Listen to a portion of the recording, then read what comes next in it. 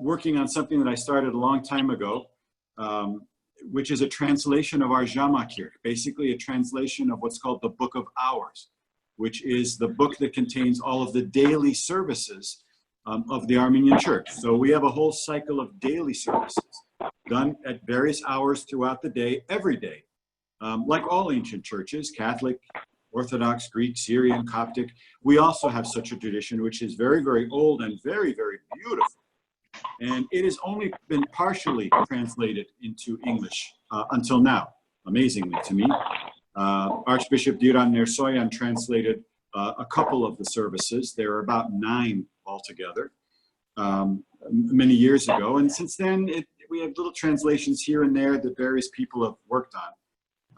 So I decided I want to, a few years ago, and I started doing this with Dr. Irvin at the seminary, we should have this thing in a good, readable, intelligible English translation. It's something that our church can be proud of. It's something incredibly inspiring and beautiful. And so during this quarantine, I started doing that kind of as therapy, frankly. I do such things for fun, translating Karapar.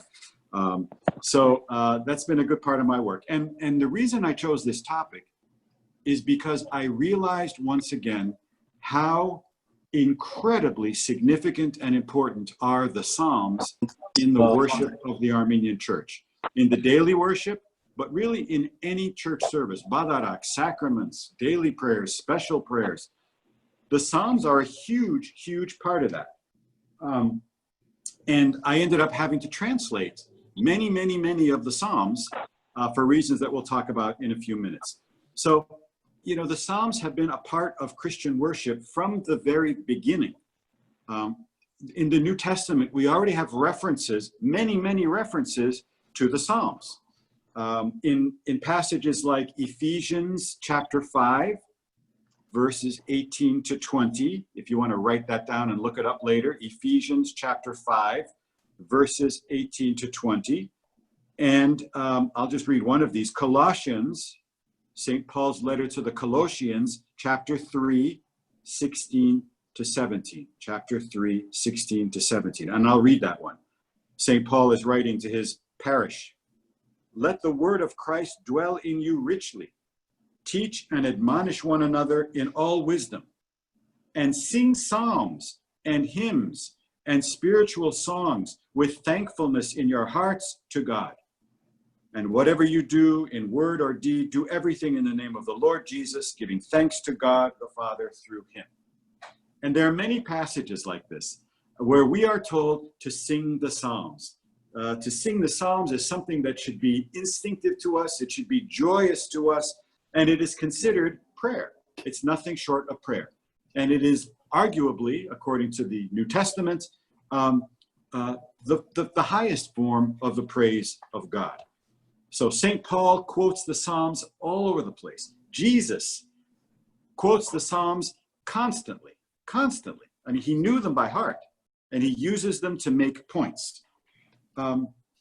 Often people assume that since the Psalms are in the Old Testament, and for a long time we used to teach this, that, well, the Psalms are the prayer book or the hymn book of the Jewish people.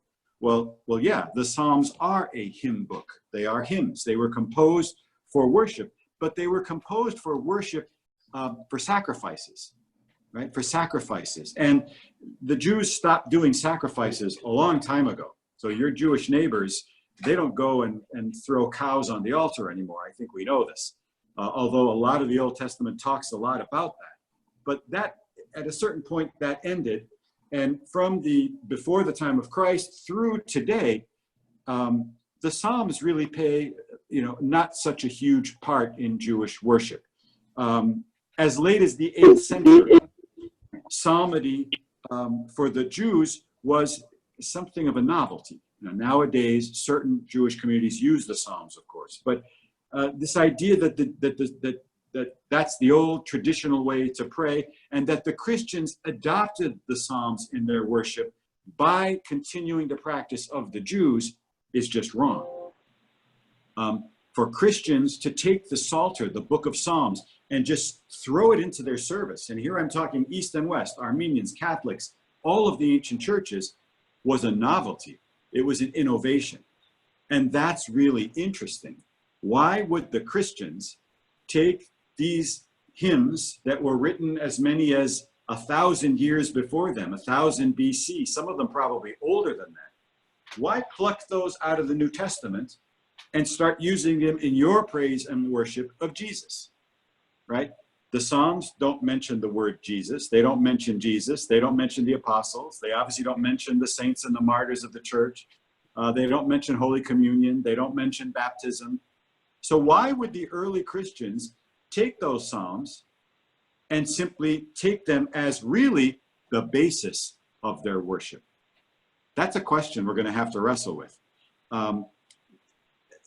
And then the second question becomes, why do the Armenians and the Greeks and the Catholics and the Copts and the Syrian Orthodox and the Ethiopian Orthodox and all of these ancient churches continue to consider the Psalms to be the very bedrock of our worship?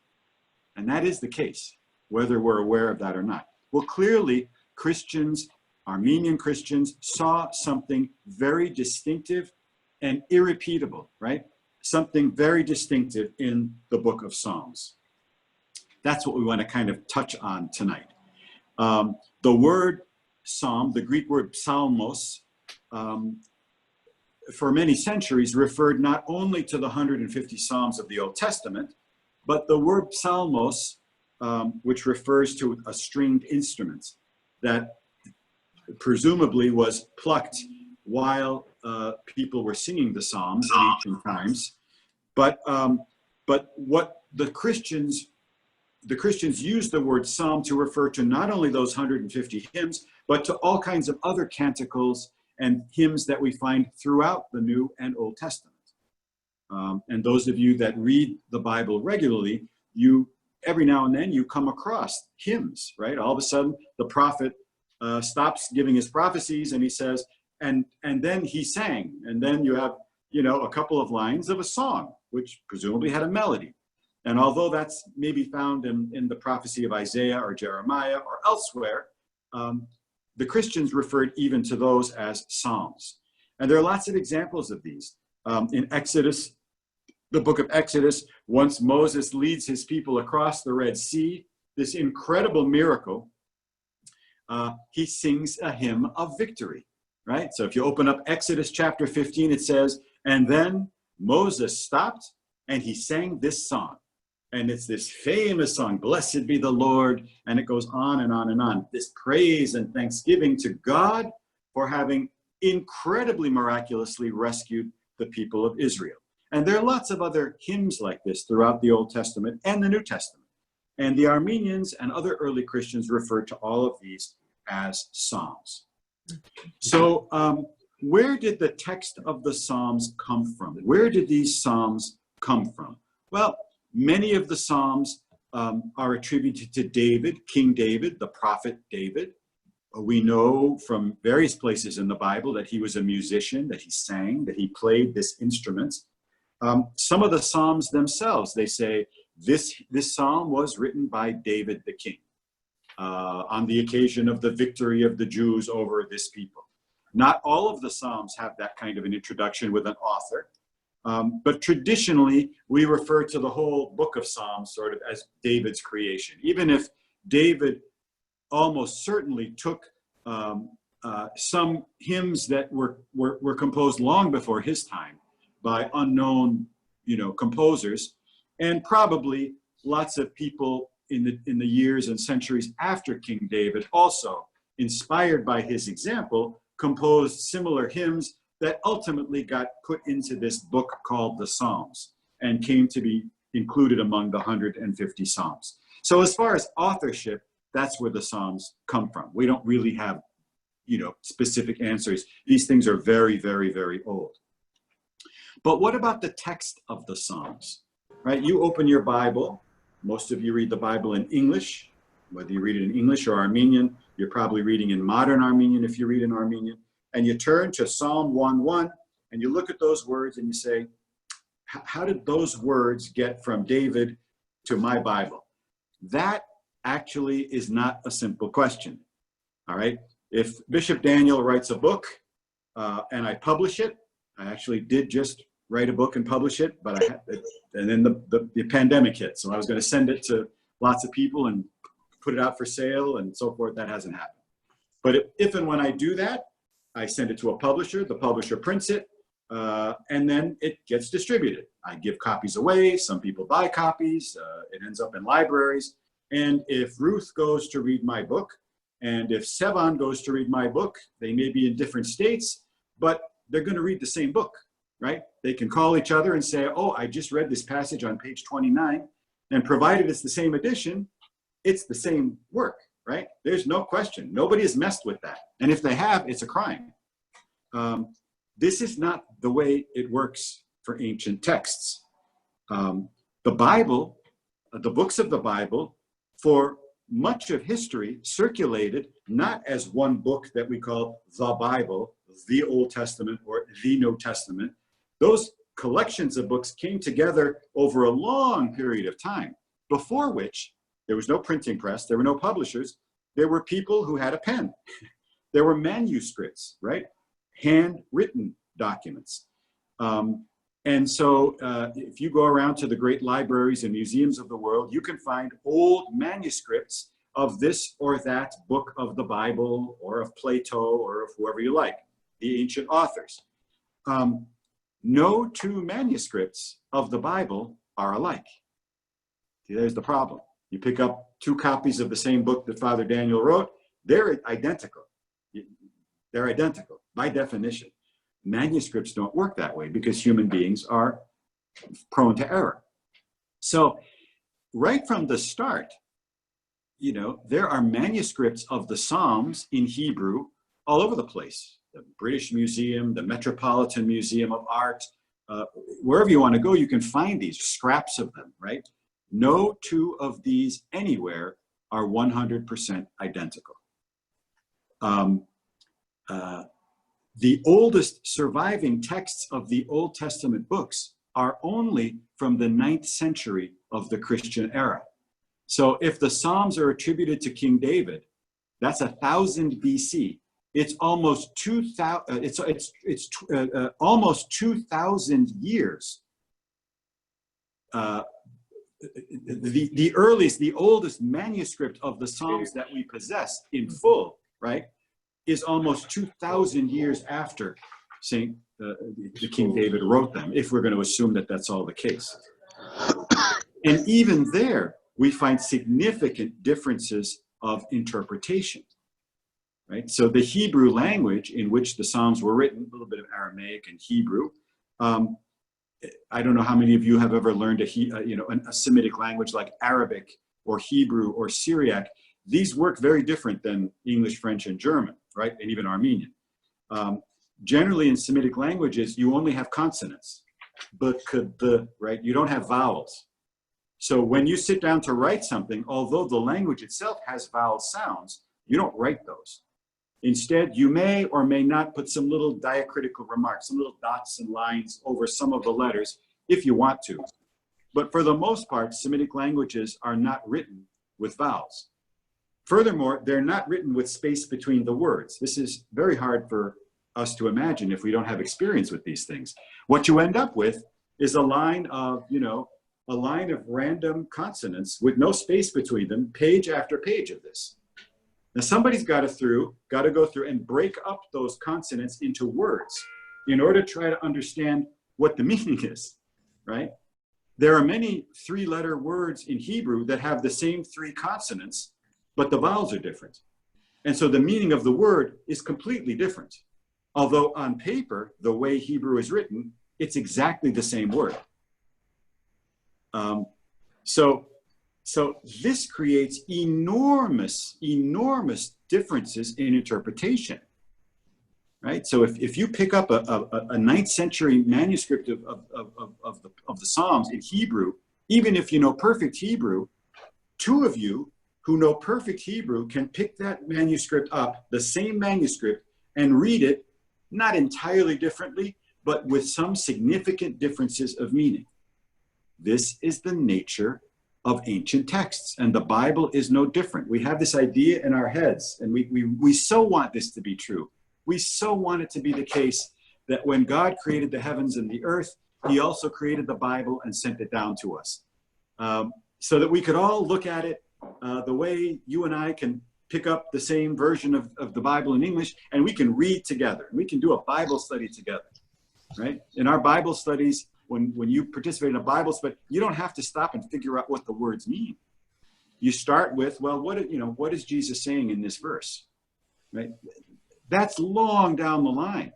For most of Christianity, the first step was, what is the text even saying? This is really important. The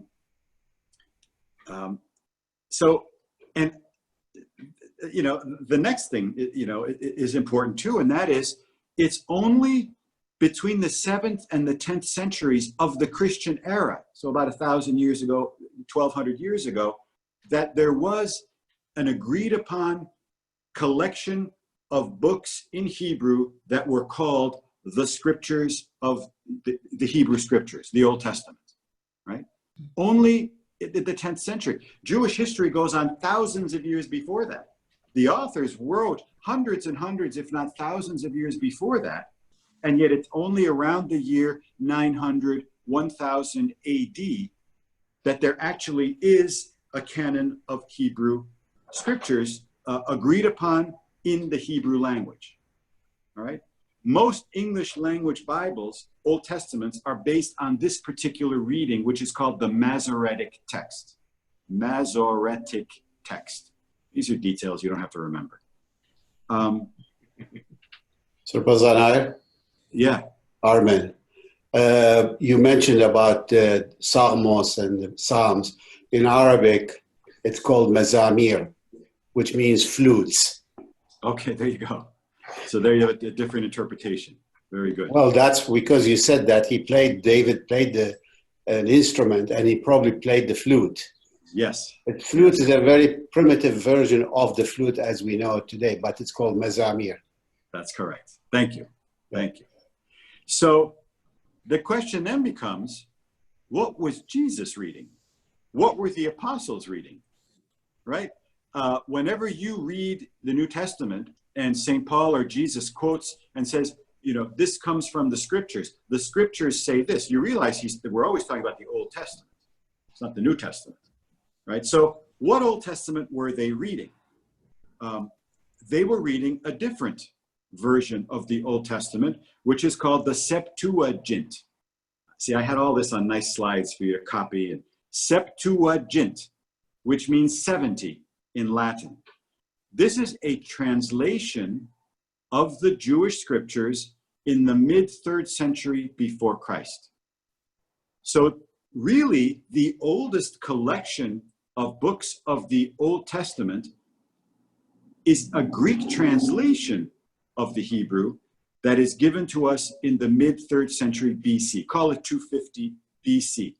Produced in Alexandria, and there are all kinds of legends about how this came to be. It's called Septuaginta, which means 70. Traditionally, there were 70 or 72 Jewish scholars living in Alexandria, part of the Jewish diaspora at the time, a Greek-speaking city. They were Greek speakers. Most of the Jews, Alexandria has been, since ancient times, an important Jewish center. And most of these Jews were no longer able to read Hebrew. So the king at the time sent the 70 scholars, Jewish scholars, to Palestine to bring back authoritative texts of the Jewish scriptures, and then he sent them off to translate them individually. And when they came back, according to legend, they had translated these texts exactly identically. Okay, these are the miraculous circumstances, and we can talk about that another day. But it's that text of the Psalms that is known and used by Jesus, right? When you open your English Bibles and you are reading the Psalms, what you are reading is something very different from Jesus, what Jesus knew, and probably not necessarily better in terms of the quality of the text. That's for the specialists, but it's certainly not what Jesus is quoting when he quotes the Psalms and the Gospels. Because the meaning, the text of the Septuagint, the Greek translation before Christ, and the text of the Masoretic text are significantly different in the case of the Psalms. Okay? The Armenian version of the Psalms derives from the Septuagint, right? The version that Jesus knew, the version that the apostles knew, the version that the early saints of the church knew, the early church fathers. They were writing from the Septuagint, which is an older version of the text, although it's in Greek, and authoritative within the Christian church. This is something that most Christians don't even realize. So you and I memorize in English maybe Psalms that we love. We're memorizing Psalms that Jesus may or may not have recognized, because the text is significantly different in places. That's not a different text entirely, but there are significant differences. So, this is maybe the first lesson for us today, is that things are not as simple as we assume. And the idea of interpreting a text, right, begins way before, Hagop and Hovannes and Anu sit down in a Bible study and start to kind of read through Psalm 50 and try to understand what it means for them today. They are reading the text and interpreting it. But the interpretation of the text already begins virtually the moment the text is written down, right? When we're talking about ancient texts like this. Right? So that's really important. That should make us all a little bit uncomfortable. Some of us very uncomfortable, because there's a lot of good Christians out there that are not aware of this. Whether they admit it or not, their assumption is that when I hold in my hands the RSV, the Revised Standard Version, or the King James Version, or the Armenian translation, right? I'm holding in my hands something that has been kind of sealed by God, that he approved of and gave us. That's a matter open for discussion, but it's certainly not that simple. So for our purposes tonight, talking about the Psalter and the Psalms, when I tell you that the Psalms are the bedrock of Armenian worship,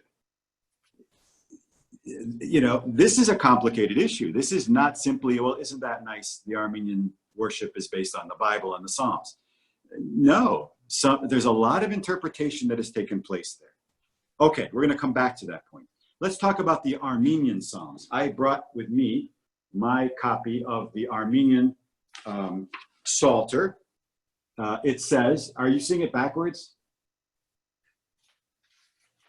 Is that backwards? No.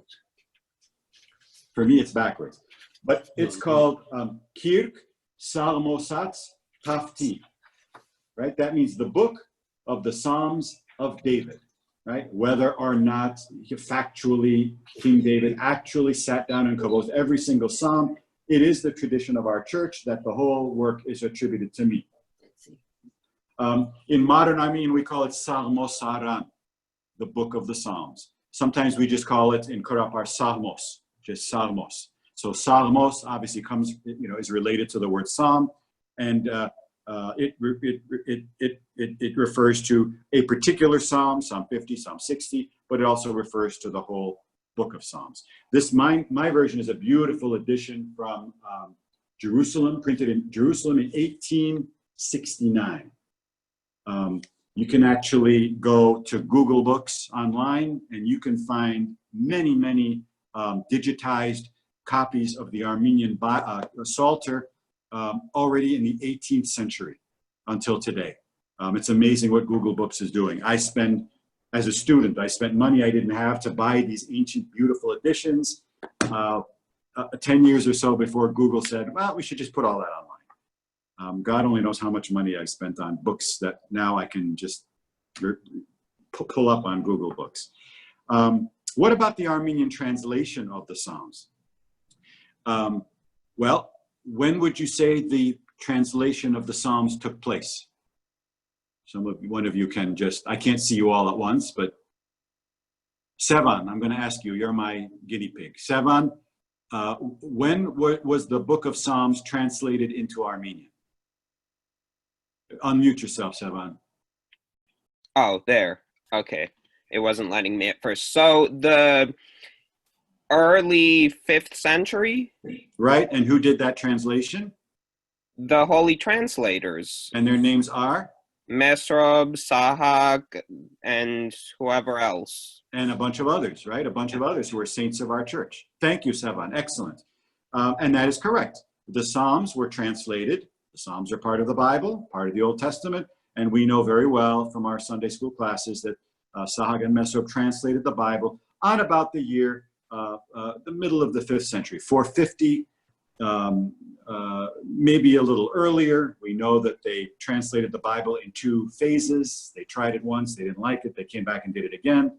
So kind of early part of the 5th century. I said 450s, it's earlier than that. However, very interesting. This is my copy of the Jamakirk. You know what the Jamakirk is? Sevan, tell us what the Jamakirk is. So it's the breviary of the Armenian Church. It contains the books of it's the canonical hours, the 9 daily canonical hours Very of good. the Armenian Church. And by hours, you mean church services that are conducted at certain hours of the day every day. Right. And Jamakirk means what in English?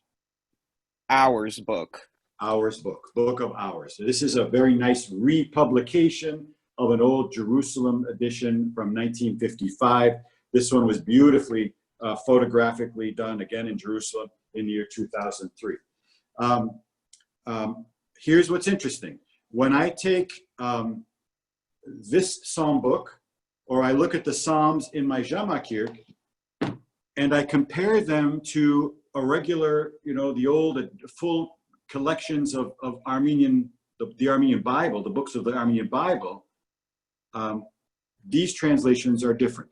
So the Psalms were translated twice.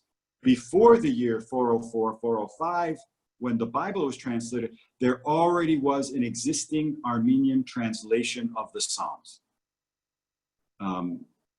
We don't know when it was translated. It was not written down in Armenian letters because Armenian letters didn't exist.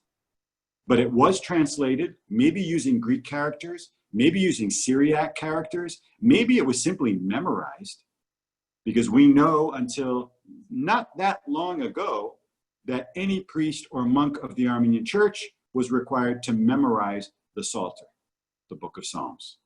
And we have records of that 100, 150 years ago. We still have priests that were able to recite the Psalms from 1:1 to 150. So where did that text come from, right? Where did that text come from? Well, it's clearly related to the Septuagint, that early Greek translation, but it looks like it may have also been based on other earlier versions, maybe in Syriac, maybe in an earlier Greek translation, maybe in Georgian. We don't know. But what we do know is the Armenian version of the Psalms is significantly different in places than other versions of the Psalms. Either the Septuagint version that other churches use, or other versions that we find in our English translations of the Psalms. Significantly different. And as I've been, Dr. Irvin is undergoing the same exercise lately, but as we're sitting down and translating the Armenian Psalms, we're comparing it with the English, we're comparing it with Greek, and there are cases where the Armenian is close to those, but is not related to, is different from either one. Have I lost you? I don't see you all, dear ones. No, someone is sharing their screen. Their screen, yeah. It's Rose Dosturian. Rose, you pressed the wrong button. We need you to repress that button because we can't see anything. This is the button I was looking for earlier. Can you all hear me? Yeah, we can hear you, Sir Fazan. It's just we see her screen. Okay, Deacon Levon, you're going to work on that. It's Rose. Rose is doing her best to get out of this. Okay, very good. So, the lesson here is that the Armenian Psalms differ in their meaning, in their text, than other versions. Not 100% different, but 10% different, certainly. Okay, so how are the Psalms used in Armenian worship? There's actually 2 ways. There's 2 different ways that the Psalms are taken and integrated into our church services. And these correspond to the people that we're worshiping. all right? This is the case not only in the Armenian church, but in all ancient churches. So we have a style of using the Psalms that was used by the monks. We call that monastic psalmody. It's a particular way of using the Psalms, which was specifically for the interests and needs of the monks, all right? The monks, we know who the monks are. They live together, they're celibate, they live in a common, they have a common life together, they work together, they pray together. Armenian monks were not separated from the world as some other traditions monks. Armenian monks tended to live together and had a common life, but they also interacted with the local communities. It's one of the distinguishing features of most Armenian monasticism. Nevertheless, the monks were very much dedicated to contemplation, to prayer, to solitude, time for silence every day. And so they tended to read the Psalter, just starting with Psalm 1 and every day reading a chunk, maybe chanting a chunk, maybe reading and pausing and then reflecting on what they had chanted. But they would read the Psalms or chant them basically in numerical order. And we have remnants of that in the Armenian church's night service. So in the Jamakir, the nighttime service, we have the Kisherayin Jam. This is a service that's done in the middle of the night, traditionally. 3 a.m., 4 a.m. Who wakes up at 3 a.m. to pray? Monks wake up at 3 a.m. to pray. And so there's a special service there for them. And the largest part of that service is to read a big chunk of the Psalms. And I'm talking 20 Psalms or so. The monks would get up at 3 a.m., they'd gather in the church of the monastery, and one of the monks would get up and start chanting these Psalms in a kind of a slow, rhythmic, contemplative, prayerful way. Doesn't matter, you know, they just read them in numerical order. No fancy melodies, just an opportunity to kind of reflect and contemplate. We know from living in quarantine life with our families and our children and grandchildren all under one roof lately, that there's not a lot of solitude or time for, you know, spending 2 hours to contemplate the Psalms. That's why this particular kind of psalmody was peculiar to the monks. And we have, as I said, examples of this in the night service, Kisherayin Jam. We also have examples of this in the rest service, Hankastyan Jam, right? Hankastyan Jam. Some of you will recall parts of the Hankastyan service, the rest hour, during Great Lent, right? In our churches during Great Lent, Wednesday night or Friday night, during Great Lent, a lot of our parishes have special services taken from the Jamakir. And one of those is the service of the rest hour. Well, you do a portion of that service, 30, 40 minutes. One of the pieces that you skip, I'm sure, is another one of these chunks of the Psalter. It's actually Psalm 119. What is it about Psalm 119 that's special? Anybody know? 118, 119, depending upon how you number them. Anybody remember? The longest one. It's the longest of the Psalms. It's 170 or so verses. So to read that or chant that Psalm, set aside about a half an hour, 40 minutes, 45 minutes, depending upon, you know, how you're going to sing it.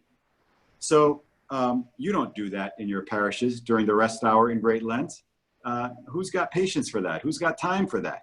That's not a popular form of psalmody. It's a monastic form of psalmody, but it exists in the Armenian church, all right?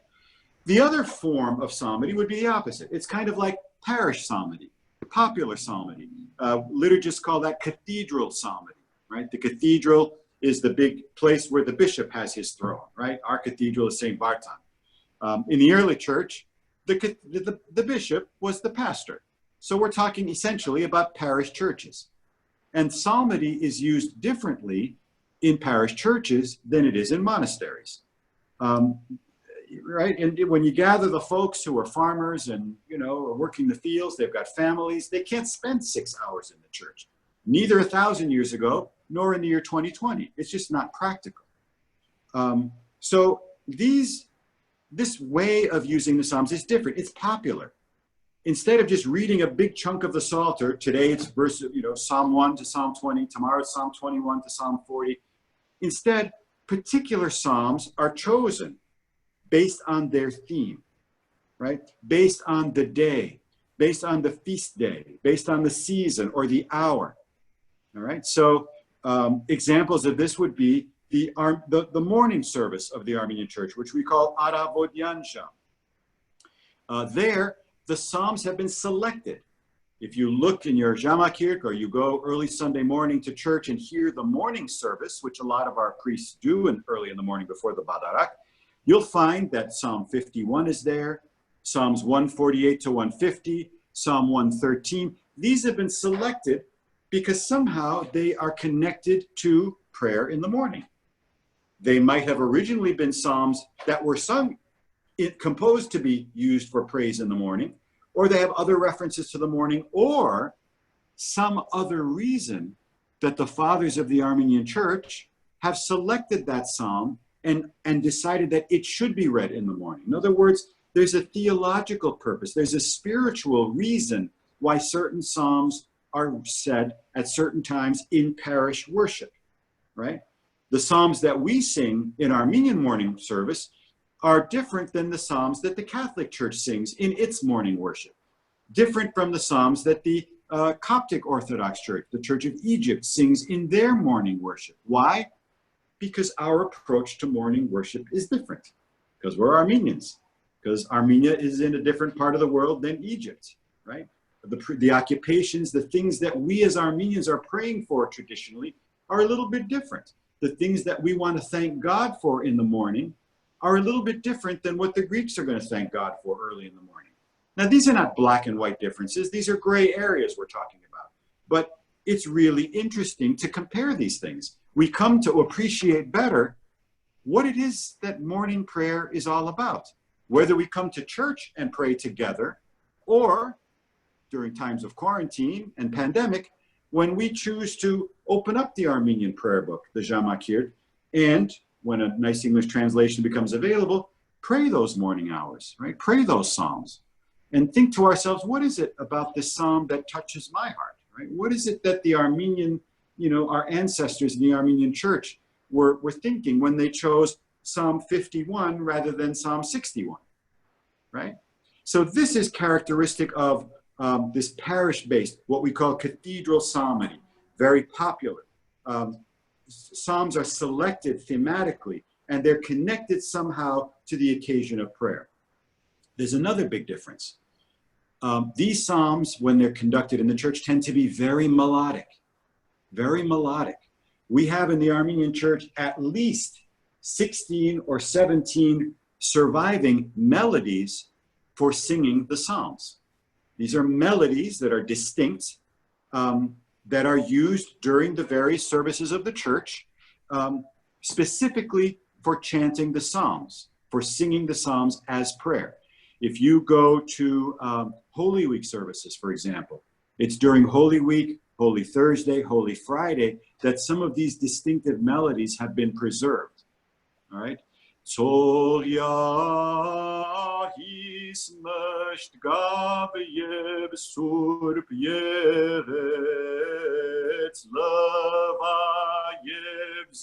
Right? And this is a beautiful melody. You probably haven't heard that lately. You don't hear it in the Badarak. You don't hear it in the morning service. You don't hear it at a baptism. That's a particular psalm melody that is nowadays reserved for Holy Week and certain few other occasions. We have lots of these. And the 17, 18, or 20 of these that survive are probably a fraction of what existed 500 years ago, never mind 1,000 years ago, when I suspect there were dozens of these melodies. Nowadays, if you listen in on St. Narcissus' evening services that they've been broadcasting recently, and the deacons get up and they chant the Psalms back and forth, it's not even a melody. Not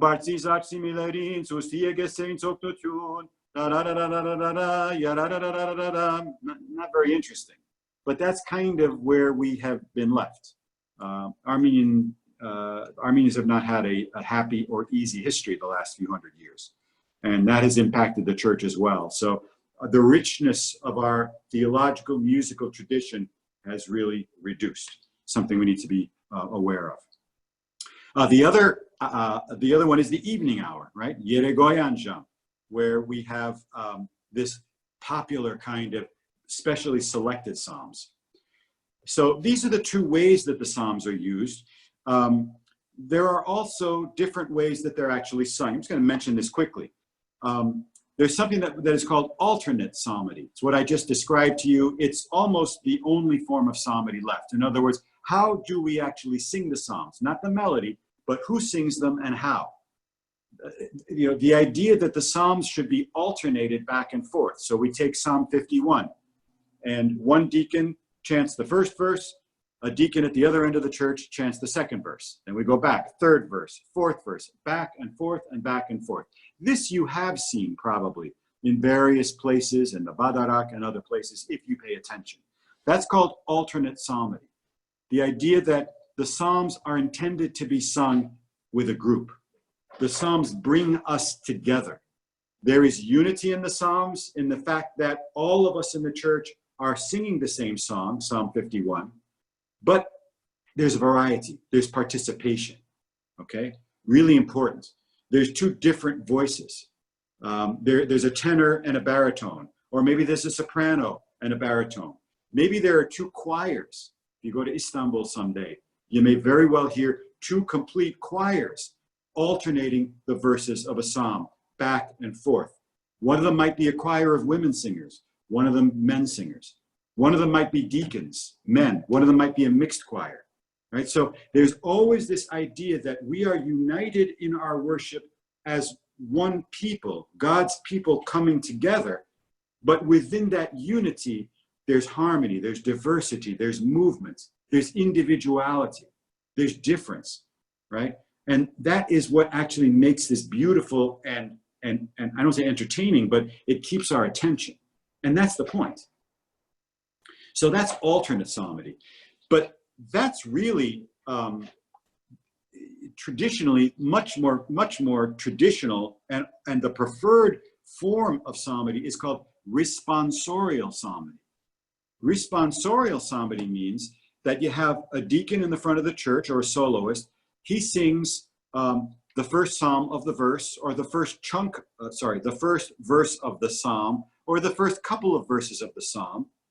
And then the choir, or all the people, respond with a refrain. All right? That's a refrain of a line that is repeated. Then the deacon will chant the next few verses of the psalm and stop. Then the choir, or all the people, will respond. They'll repeat that refrain. And back and forth and back and forth. That is the Armenians' preferred form of singing the psalms. Right? What does that do? Well, that refrain is carefully chosen because of its meaning. It's usually, almost always, it's a verse from the psalm itself, right? Or the Latin part of one of the verses of the psalm, which is significant because it touches on the meaning of the service, all right? It touches on the meaning of what's going on and the reason why we're singing this psalm. I'm going to give you an example in a second. I'm going to give you that example right now. Let me open up my own. This thing called responsorial psalmody is already present in the text of some of the psalms themselves. So if you open up Psalm 137, give thanks to the Lord, for he is good, for his steadfast love endures forever. Next verse. Give thanks to the God of gods, for his steadfast love endures forever. Next verse. Give thanks to the Lord of lords, for his steadfast love endures forever. Next verse. To him who alone does great wonders, for his steadfast love endures forever. The second part of each verse, it's the same phrase. His steadfast love endures forever. All right. And this particular psalm has many, many verses. And so here you have a responsorial psalm where the response, the refrain, is already written into the psalm. And there's several of these in the book of Psalms. Where that's not the case, the Armenians create the response. They choose one of the verses and they teach it to the people or to the choir so that that verse is repeated. Don't forget, until recent times, most Armenians were illiterate. There was no service book that people followed.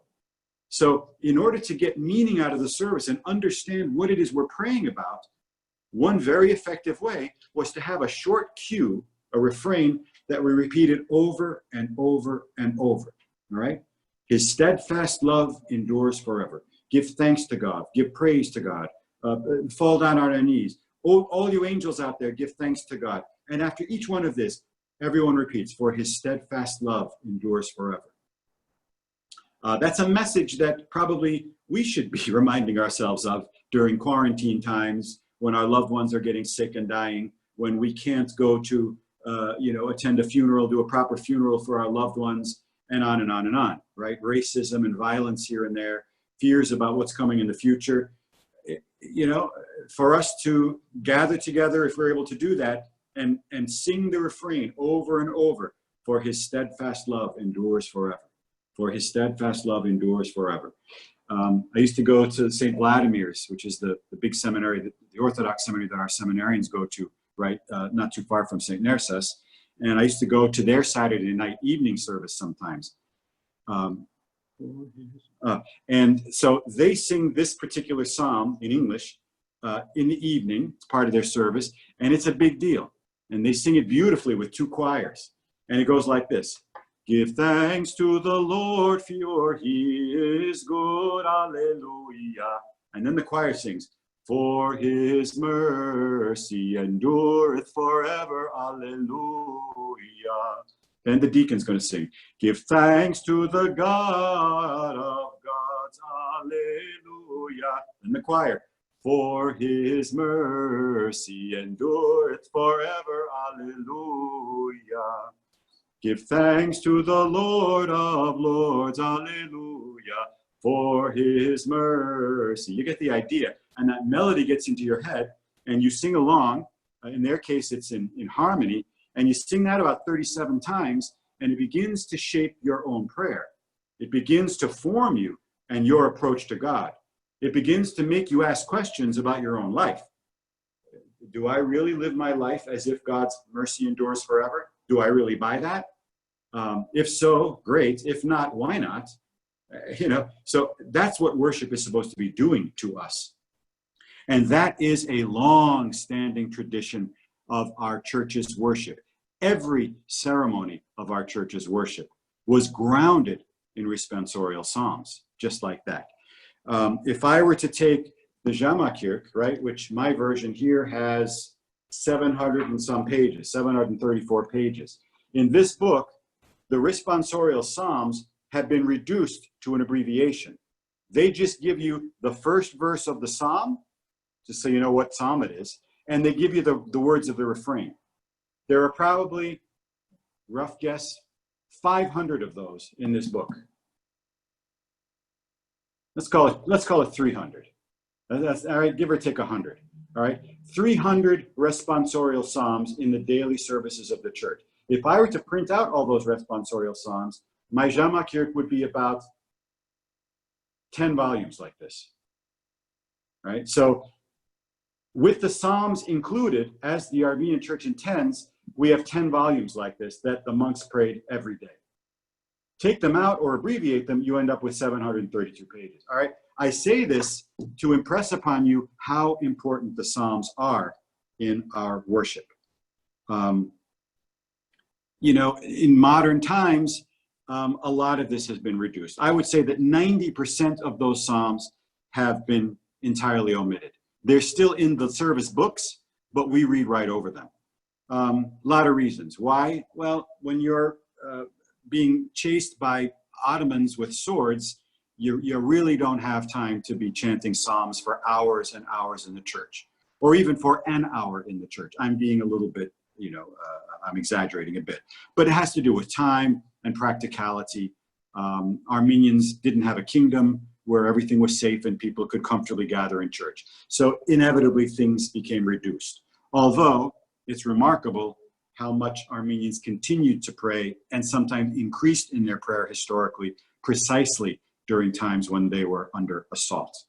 That's a topic for another day.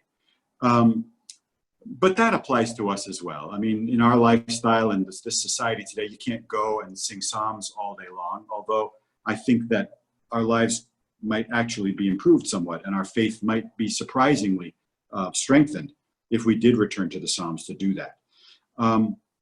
The other thing is the multiplication of sharagans, right? So Shadagans are the Armenian hymns.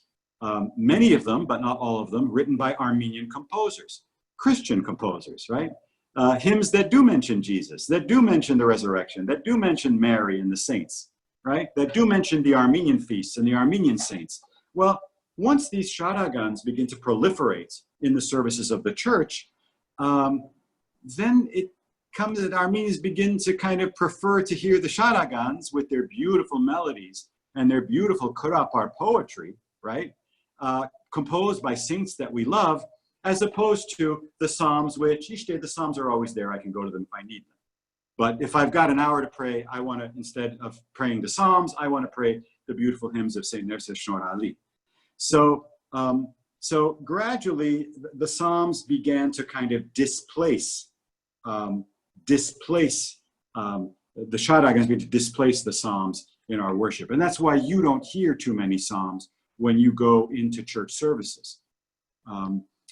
The Psalms traditionally, according to the books, our church service books, the Psalms inevitably accompany rituals, right? So whenever there's a ritual to be accomplished in a church service, that is inevitably accompanied by a deacon or choirs chanting a psalm that has been selected because somehow it relates to that ritual, all right? So washing of hands, right? When the bishop comes in, well, let's talk about the priest. The priest comes into the church at a certain point early on, he washes his hands. That psalm, don't quote me, I think it's 26, all right? A ritual. The priest is washing his hands before the Badarak, a sign of his sinfulness, a reminder to all of us that he's not leading this service because he's a magic man or a wizard, or because he's sinless or faultless or the Son of God. He's washing his hands to show us that he is as much or more a sinner as we are, all right? So washing of the hands is a ritual expression of that idea. But the Armenian church fathers also go to the Psalter and they select a psalm which basically says that. You know, sprinkle dew upon us, you know, in our sinfulness, wash away my transgressions, right? Hand washing, processions, various movements, the crowning of the bride and groom, right, at a wedding, right? This is the climax moment, all right? Many of you have been through this moment, right? The priest comes, he puts the crown on the groom, he puts the crown on the bride, and you hear 4 or 5 little words. That's one verse of an entire psalm that has been selected to accompany this ritual. So putting a crown on the heads of the bride and groom has meaning. It's the sign of victory, right? The fact that 2 people choose and are given the grace to become one flesh, physically, emotionally, spiritually, is contrary to the laws of nature, right? Talk about that another day. The power of love that brings together a human being does not exist in squirrels. So what we're seeing here is a sign of the victory of God's power of love over the laws of nature, the sinful laws of nature. All right, that's theology. Placing crowns on the head of the bride and groom speaks that to a certain audience. It doesn't speak it to us anymore, perhaps. But the words of the psalm that accompany that most certainly do express that reality.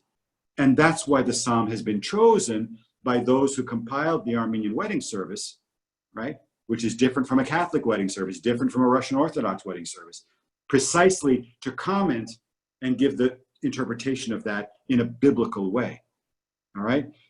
When the priest is anointed, an ordination of a priest, right? There, Andreas is here. And I ordained him. He was the first priest that I ordained as a bishop last summer. And when I took the oil, the holy muron on my thumb, and I put it on his forehead, I skipped, oh yes, the psalm that is to accompany that, right? We have a ritual anointing with oil. That ritual has meaning in and of itself, but the compilers of the Armenian church service choose a psalm to accompany and interpret that ritual, right? Nothing we do in the Armenian worship is not biblical. Everything we do. If there's something that's not biblical, it was long ago dispensed with, right? Sometimes we don't understand the biblical connection. That's another issue. We take the baby at the baptism, we dunk the baby in the water 3 times, okay? Most of the time, we skip over the psalm, which the Armenian church fathers chose to accompany that ritual, right? You dip a baby in water, you're washing that baby, so water cleanses, but water also accompanies childbirth. So this child is brought out of that water, out of that font, which is also a womb, as a second birth.